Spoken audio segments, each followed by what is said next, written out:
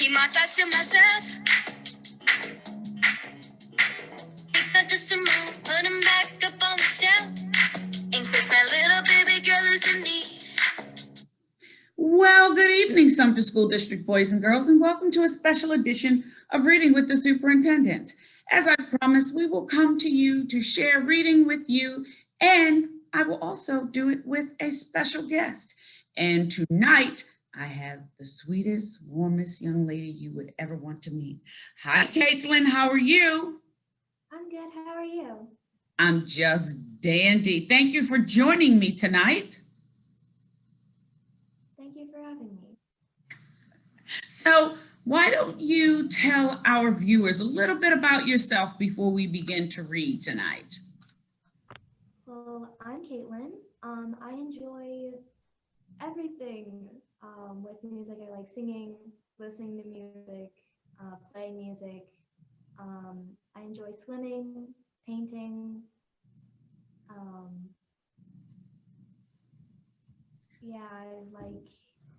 So it sounds like you're artsy and athletic.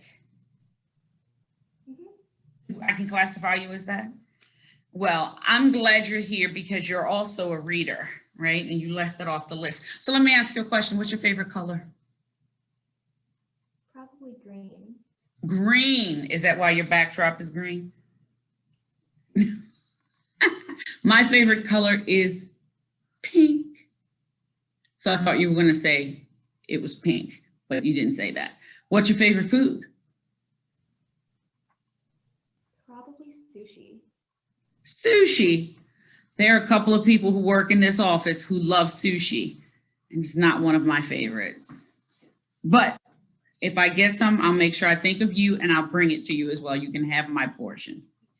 How about that? And so let's go ahead and get down to tonight's business. So we're going to read together, and we're going to read Each Kindness. And so I think this book is very fitting for you, Katelyn, because you're just so kind. You're absolutely kind. And this is written by Jacqueline Woodson, and it's illustrated by E.B. Lewis. And so I'm ready to read. What about you, Katelyn? Yes, ma'am. So let's make sure I have everyone's attention. So 1, 2, 3, all eyes on me. 1, 2, my eyes are on you. Let's get ready to do this, Katelyn. Each Kindness by Jacqueline Woodson. That winter, snow fell on everything, turning the world a brilliant white. That's a beautiful picture. Katelyn, have you ever been in the snow? Yes, ma'am. You have? Do you ski? No, never gotten enough snow here to ski. Okay.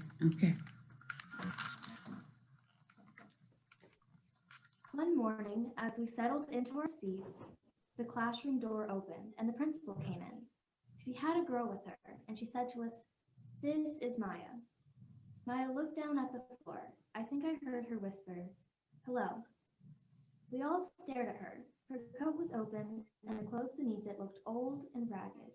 Her shoes were spring shoes, not meant for the snow. A strap on one of them had broken. Her shoes were spring shoes, so if she walked in the snow, I'm quite sure her toes would freeze. Our teacher, Miss Albert, said, "Say good morning to our new student," but most of us were silent. The only empty seat was next to me. That's where our teacher put Maya. And on that first day, Maya turned to me and smiled, but I didn't smile back. I moved my chair, myself and books a little further away from her. When she looked my way, I turned to the window and stared out at the snow. And every day after that, when Maya came into the classroom, I looked away and didn't smile back. Oh my, that's not very nice nor kind, is it? I wonder what the reason is. My best friends that year were Kendra and Sophie. At lunchtime, we walked around the schoolyard, our fingers laced together, whispering secrets into each other's ears. They're outside. Someone has on shorts. I thought it was cold.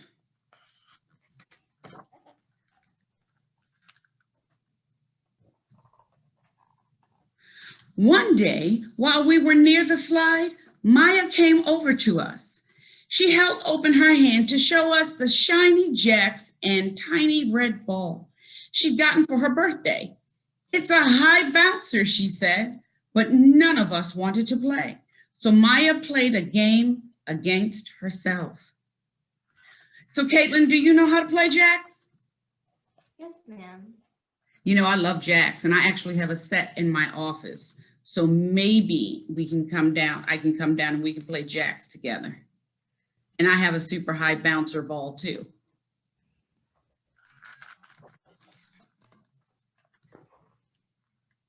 That afternoon, when we got back into the classroom, Maya whispered to me, "Bet you can't guess who the new Jack's champion of the world is." Behind me, Andrew whispered, "Chloe's got a new friend.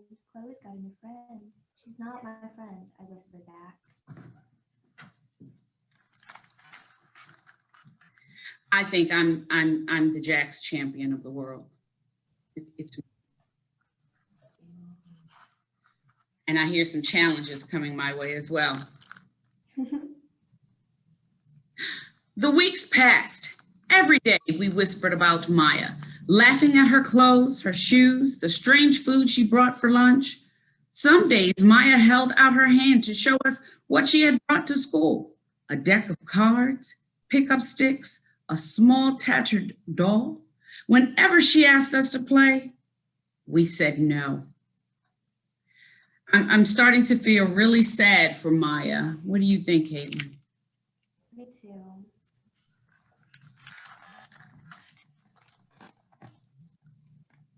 The days grew warmer and warmer. The pond thawed.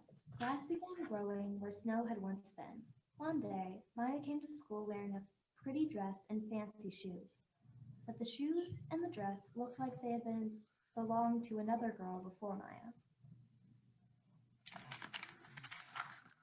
Wow. Yeah, I'm feeling really sad for her.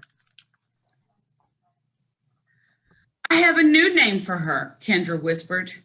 Never knew. Everything she has came from a secondhand store.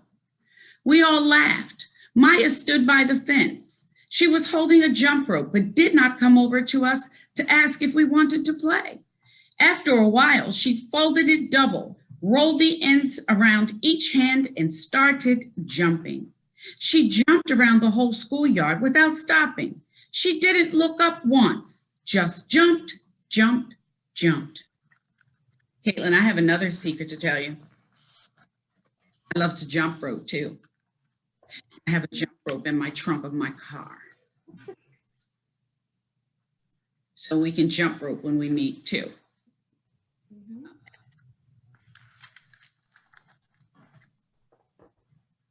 The next day, Maya's seat was empty. In class that morning, we were talking about kindness.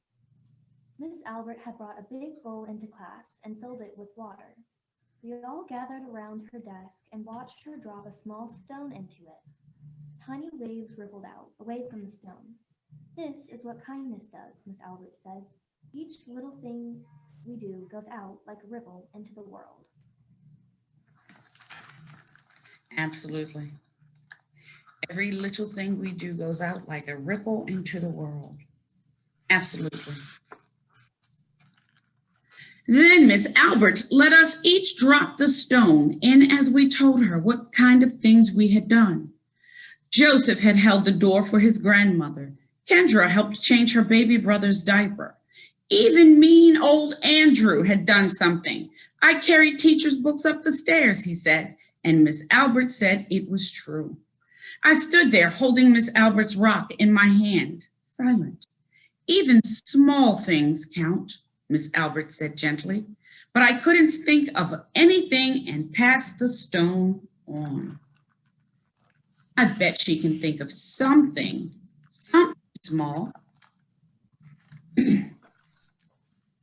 Maya didn't come to school the next day, or the day after that. Each morning I walked to school slowly, hoping this would be the day Maya returned and she'd look at me and smile. I promised myself this would be the day I smiled back. Each kindness, Miss Albert had said, makes the whole world a little bit better. Each kindness. So, I'll save my comment about you in this book until the end. But Maya's seat remained empty, and one day, Miss Albert announced to the class that Maya wouldn't be coming back. Her family had to move away, Miss Albert said. Then she told us to take out our notebooks. It was time for spelling.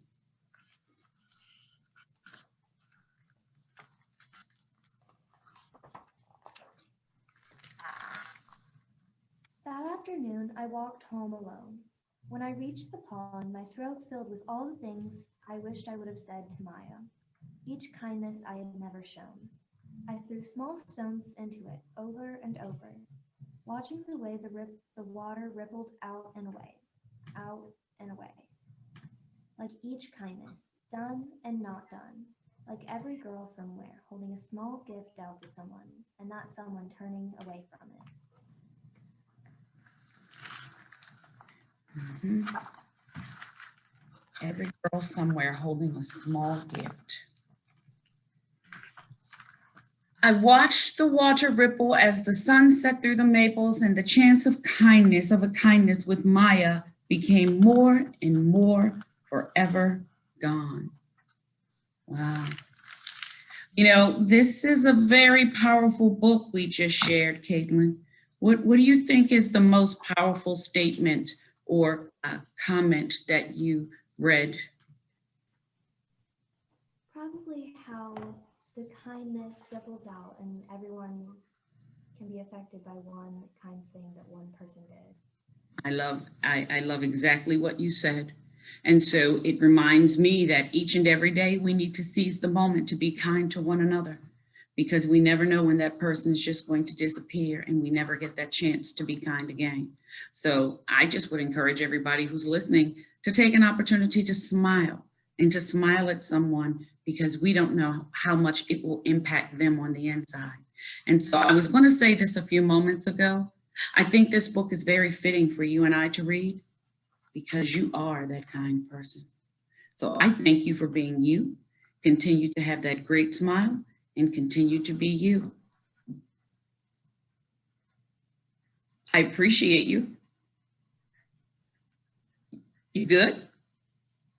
So I want to tell all our viewers to thank you for joining us, and we look forward to another evening of reading with the superintendent. And Katelyn, I just say thank you and a big virtual hug to you.